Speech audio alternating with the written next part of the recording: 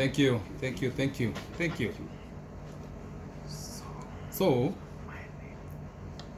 my name is Richard Mativu, and I work with the Deaf Child worldwide, and I'm based in Nairobi, in Kenya. That's Nairobi. So today I am happy to be presenting in today's webinar, and I'll be focusing on the on communities. So the first question that I want to ask all of you: when you look at a person, can you tell if the person is deaf or hearing? Can you be able to know?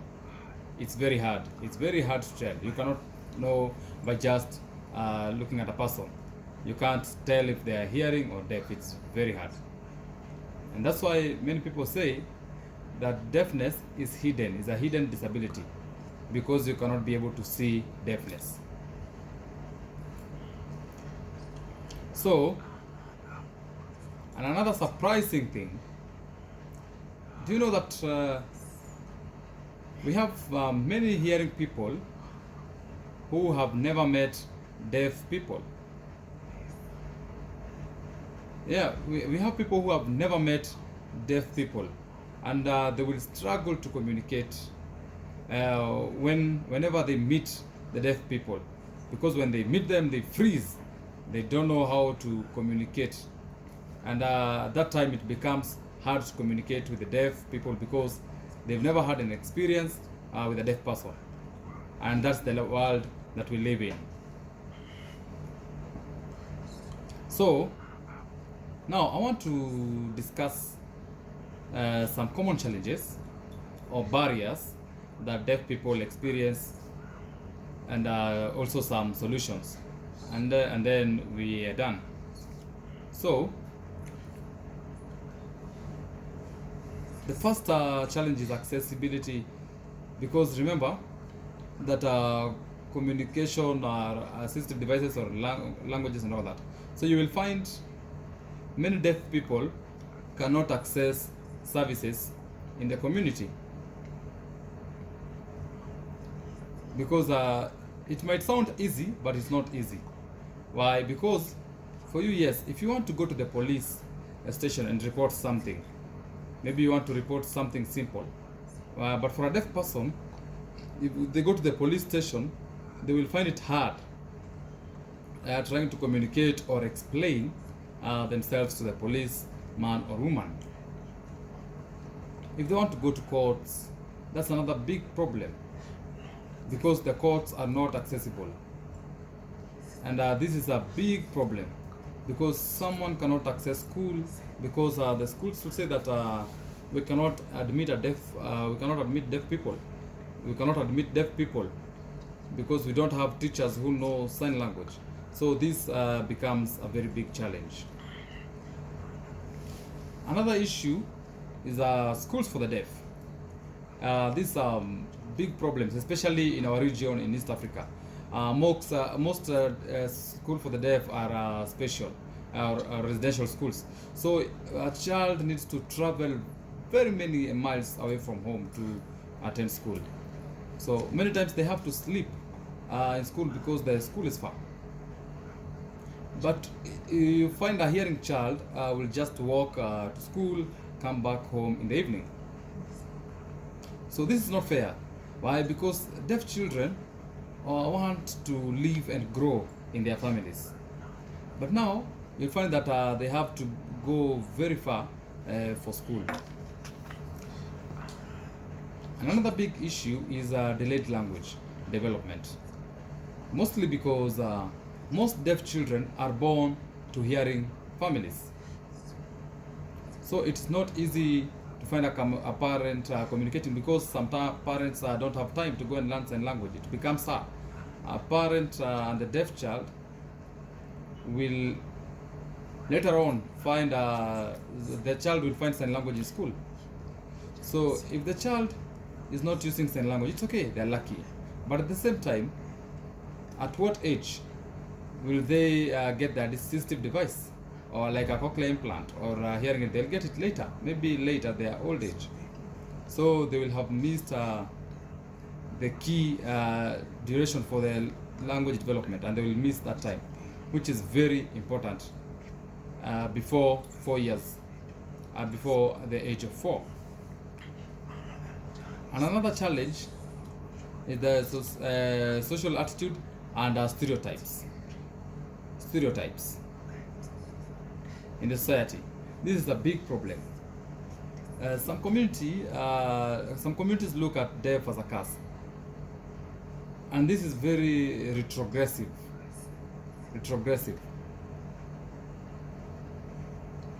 They feel it's like a curse. Maybe the family did something wrong, and God punished them, punished the family. Or maybe the mother or the father laughed. They laughed at another disability, so God did justice and gave them a child who has disabilities. But that's not true. This is not good, because you'll find that parents will hide their children, their deaf children, because they fear shame from the community. They don't want the neighbors to see that they have deaf children, so they will hide the deaf children, because they think that if they find that I have a deaf child, then probably they might think I'm cursed.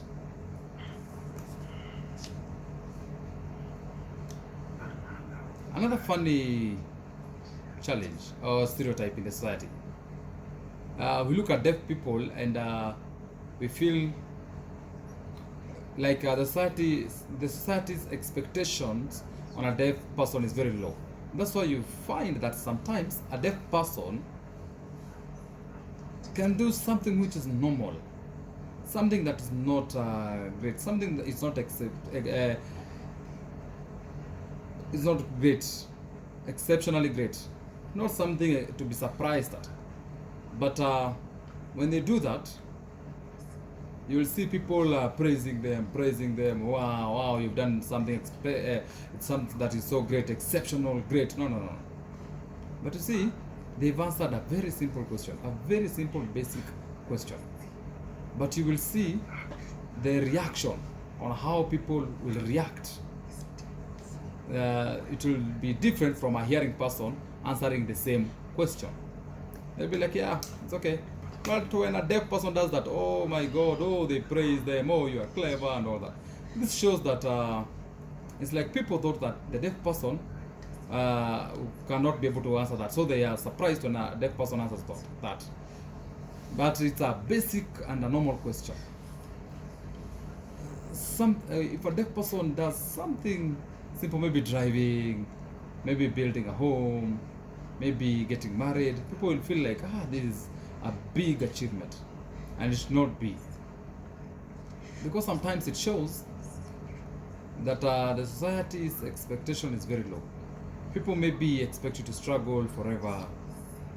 So a simple and a normal achievement becomes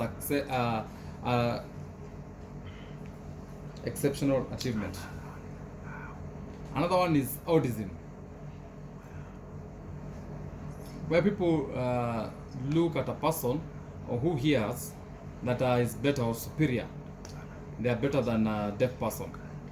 If you can't hear, you are a bit low, but a hearing person is high. So this is a problem, because in the schools of the deaf, this is a big problem with the teachers, especially because they will be giving responsibilities to deaf children with some residual hearing, maybe like hard of hearing. They are given more responsibilities than the ones who are profound deaf, because the ones that are profound deaf, teachers will be like, it's hard to communicate with this one, let me give the hard of hearing responsibilities, because they feel like it will be easy to communicate with them because they have a residual hearing and they can hear a little bit. So they'll be like, the person who is profound deaf to continue that way. So I want to propose some solutions, and the first and very important is deaf awareness. We need deaf awareness all over. We need people to know that deafness is not a curse, that any person can become deaf because of sickness, because of medication, and maybe accidents. Maybe you can break your eardrums,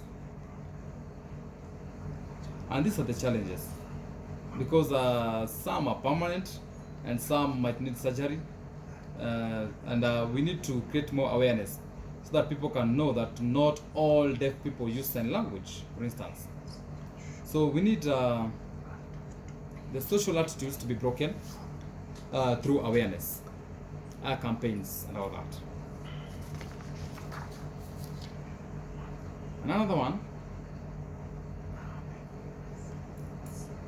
for the schools.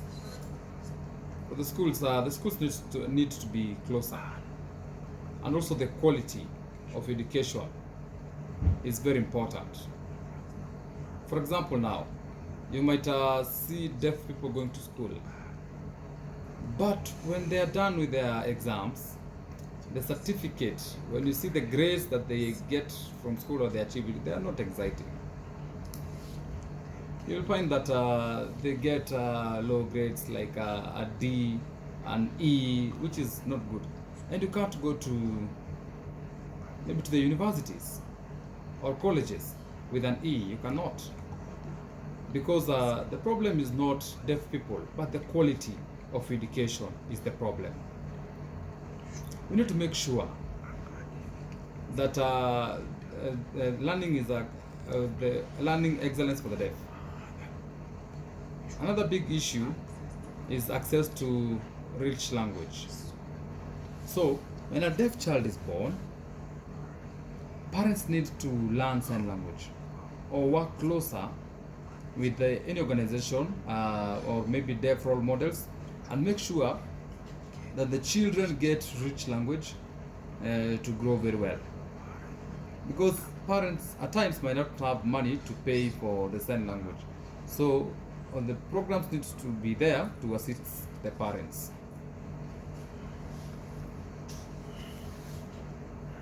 Now, we have some deaf people who maybe didn't finish school, or maybe they finished school and they never passed well. So we need vocational skills training. We need so that they can get jobs. So we need vocational skills to support the deaf people who are out there without jobs. And health is not accessible because doctors cannot sign. Doctors don't know sign language. The nurses too. So maybe it's okay. We have interpreters in the hospitals. Yes, that's okay. But at the same time, we want nurses to learn sign language. It's very important. Very important because in the hospitals they have specific vocabularies, and it's very important to have a medic learn sign language for better communication, and also it will help in confidentiality or privacy.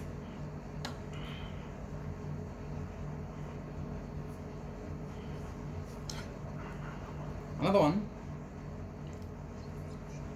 social inclusion of the deaf. If you have programs, please try and let deaf people work with you. Employ deaf people. They can be volunteers, they can be staff, they can be interns, or they can be community mobilizers. Kindly have programs for the deaf. If you have programs for the deaf, let deaf people be involved in those programs. Very important. Finally, from all these, you see sometimes why deaf advocates say that deaf is a cultural minority, because they feel that the deaf people have their own language. And in Kenya we have KSL, in Uganda we have USL, in Tanzania we have TSL. Those are distinctive language or distinct language and should be respected. So deaf advocates feel that deaf is a cultural minority. And there is a funny thing. Did you know that we can reverse roles? in deafness, where hearing people can find themselves needing help or maybe to access services. For example, if you are a hearing person and then you went to a church for the deaf, then you find the pastor who is preaching is deaf and preaching in sign language. The songs are done in sign language, and every member of the church knows sign language. So in that scenario, who needs interpretation services? It will be the hearing person, yeah? Will the deaf need the interpretation services? No. So deafness is a unique disability. I want to close by a short story or a short case study from our work in Uganda, where one of our partners, our partner organizations, working in Uganda, we had a family where they gave birth to a deaf child, and the family was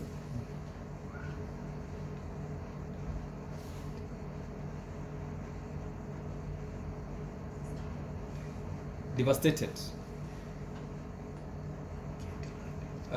because they got a deaf child and they didn't know what to do. So they hid the child.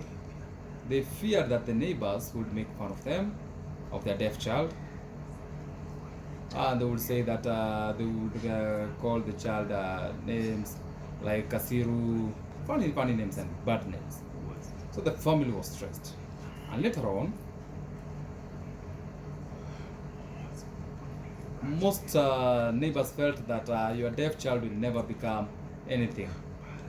But later on, the family met the organization that DCW supports, and they got a lot of advice and counseling, and they were supported to learn sign language, and they were referred where to take the child, and it was positive, and they joined a parent support group, which was nice.